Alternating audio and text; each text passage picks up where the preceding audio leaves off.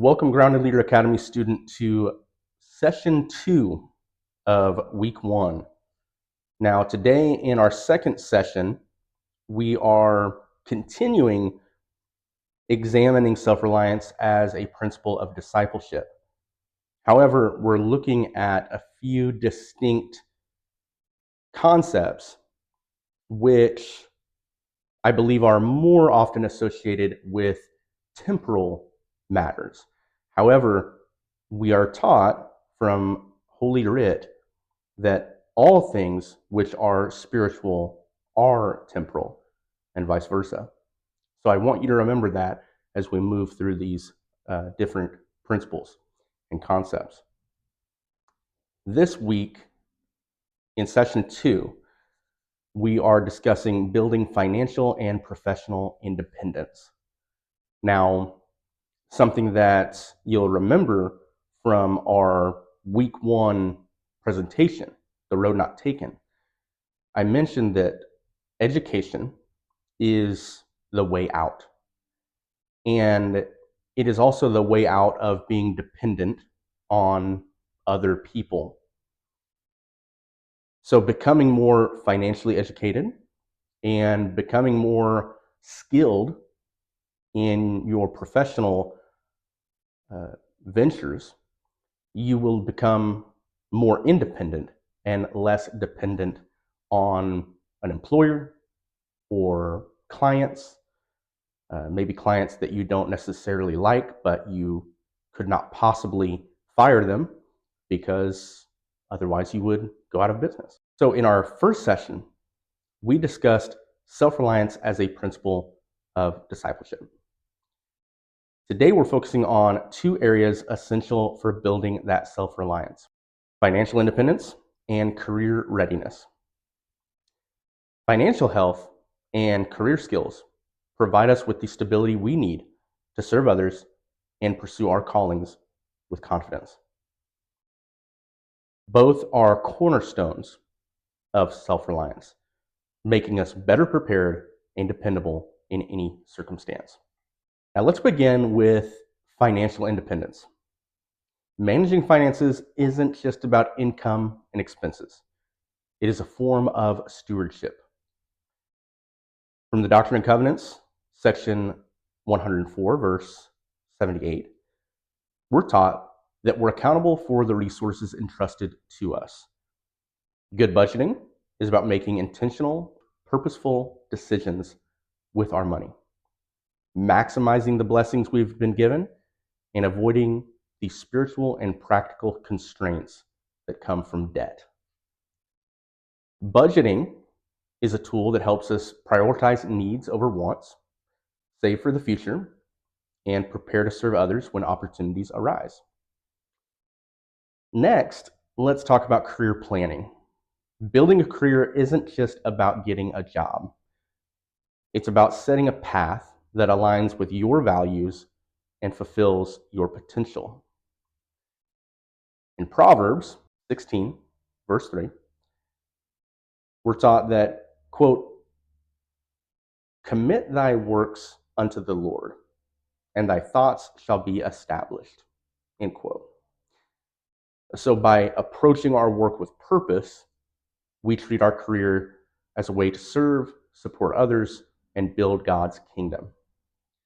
Effective career planning involves setting both short-term and long-term goals, developing skills that make you indispensable, and viewing your career as a path of service and growth.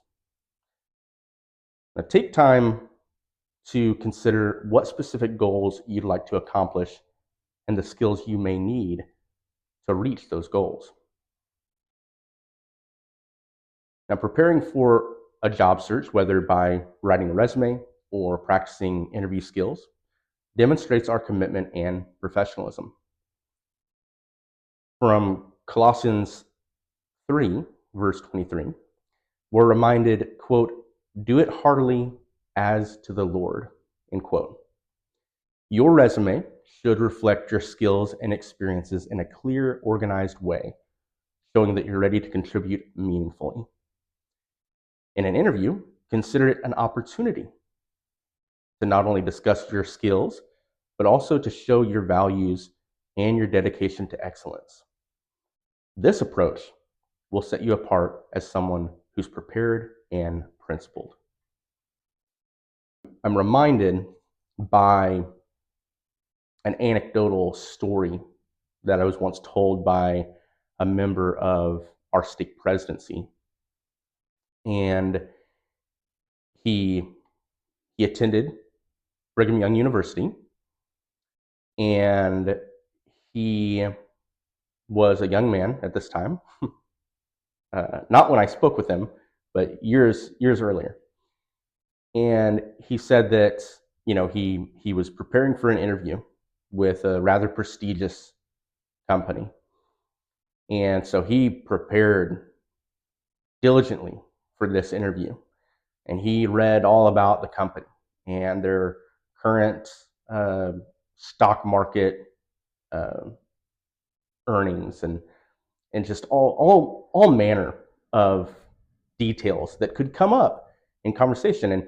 And he prepared ways to express the value that he would provide to the company based on his education and his skill set, which all of these things are fantastic to do. That's exactly what I would recommend anyone to do when preparing for any interview. However, when he met with the interviewer, they sat down and he looked over his resume and he saw his alumni where he went to school. And he said, BYU. Tell me about that honor code.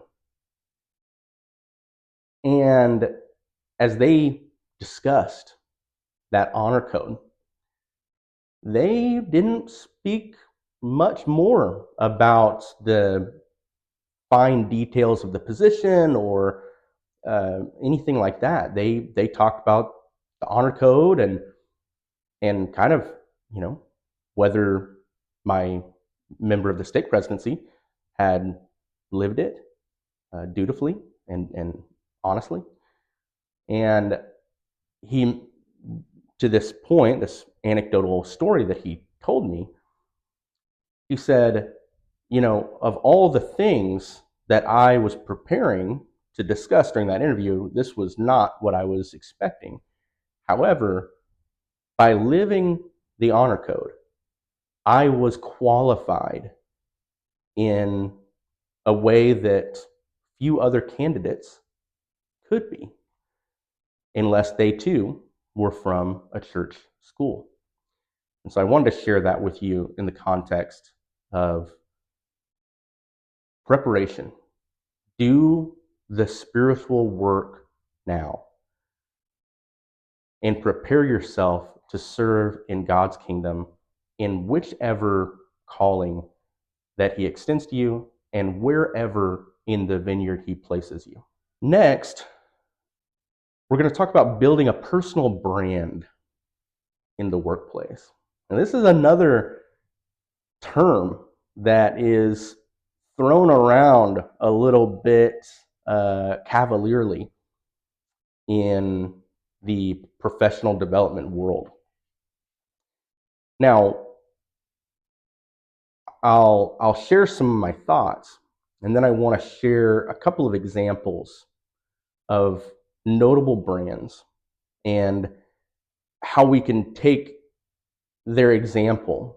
And it's not necessarily a one-to-one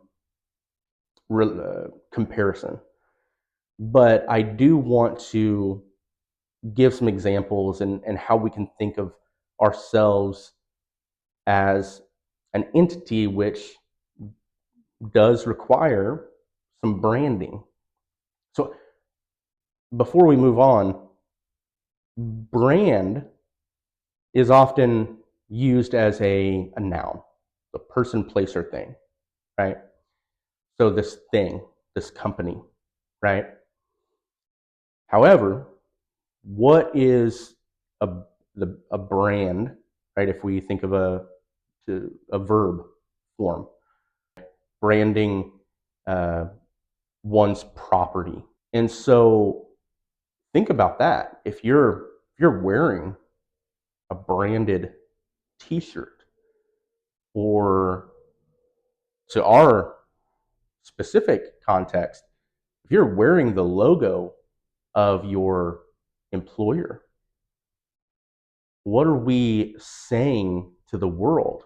We're saying that we are, in part, at least, owned, at least within the hours of employment each day. We're owned by that employer. And so preparing for our work being the property of an employer, we have to consider how are we preparing to get out from underneath this ownership. Now, if you work for a company that you want to work for the rest of your life, then you will be happily branded and happily owned by that company. And there's nothing wrong with that. These words are somewhat emotionally charged, and I don't want you to think that I'm putting a negative connotation on this. However, for those who have a more entrepreneurial mindset, this can be something that you retain in your heart and think, this isn't exactly what I want in my life. I don't want to be owned by a company. I don't want to be branded. I want to establish my own brand. And I want to work freely throughout my life and not be dependent, again, not being dependent on someone else. So I want you to consider, in the context of developing a personal brand in the workplace, I want you to think about your reputation in the workplace like a personal brand. Something that speaks for you when you're not there. Think about your integrity, your reliability, and the proactive way you handle challenges. These qualities help build trust, which is essential for any leader. And we are all preparing for leadership in the Grounded Leader Academy. Remember that everything you do at work contributes to this brand, even in small tasks. As you build your professional reputation, you'll find that more opportunities to lead and grow will come your way. I can promise you that. I've seen it in my life, and I've seen it in the lives of my colleagues.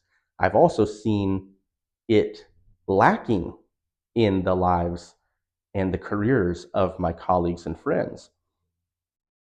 Now, I mentioned I would bring up a few specific brands. So I want you to think of a brand like Amazon, okay? Amazon is a brand which has so much weight in our world that people, when they think of just purchasing something online, they immediately think of Amazon. And so you're connecting your client, your employer, whoever, you're connecting what they want with what you can do uniquely and exceptionally well. That's what you need to consider when you talk about developing your brand. It has nothing to do with a logo. It has nothing to do with the marketing that you put forth.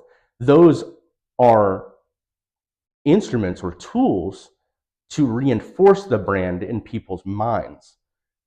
However, your brand needs to be founded on how can you provide value to your current employer or to a client. That is specifically what we are doing in this course, Lead, Succeed, and Serve. Now, as we close today's session, we'll take some time to plan. We're always preparing as grounded leaders. Each of you will receive a budgeting worksheet where you can record your income, expenses, savings, and debt. This worksheet is your first step toward creating a clear financial picture. Consider setting specific goals, realistic goals for saving and reducing debt. Next, write down 3 short-term and 3 long-term career goals. Think of these as goals that will build up your skills, help you contribute, and support your path to self-reliance. And I would also say, how are these goals going to develop value which you can provide? And that can be your skill set. It can be something that you do very well. That can be the value that you provide. But how are these goals tying in to your self-reliance? As a part of this worksheet, I want you to find a partner. This could be somebody that you live with. It can be someone that you've connected with online. And of course, you can always use myself as your partner for these worksheets.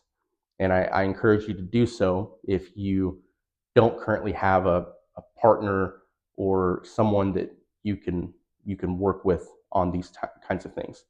If you need to rely on me as that accountability partner for weeks 1 through 4, and then you find somebody who's willing, or you connect with another student and you want to become partners, you can also feel free to switch up partners throughout the course. However, if you have someone in mind, please keep that person for the duration of the course. You'll check in with each other weekly, sharing progress and offering support. Well, thank you for joining us on today's session. Financial and career independence are crucial parts of self-reliance and discipleship, preparing us to become more capable and to give freely when called upon. I want you to take time this week to reflect on your goals that you've set today and ways that they'll help you build a solid foundation for serving others. Let's look forward to next week's sessions and the presentation for next week, where we'll delve into developing a mindset of resilience and resourcefulness. Well, thank you for your dedication, and I look forward to seeing the progress that you're going to make.